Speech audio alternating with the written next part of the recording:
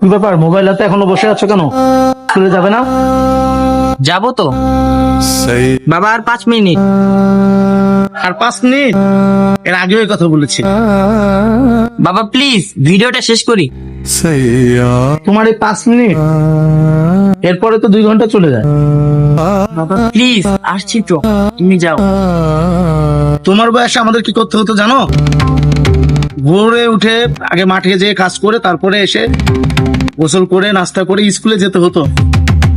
এরপরে স্কুল শেষ করে বাসায় এসে বাড়ির কাজ করতাম, কারণ আমাদের সংসার এতটা সচ্ছল ছিল না। তুমি কত ভাগ্যবান জানো?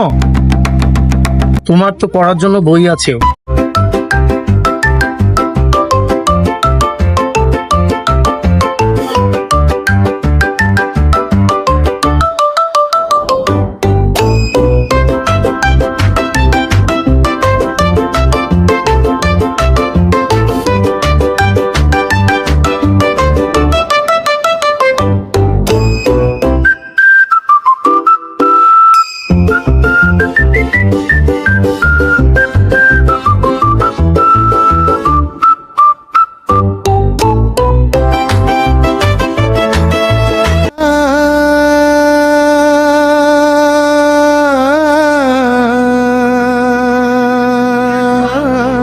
কি ব্যাপার, মোবাইল হাতে এখনো বসে আছো কেন?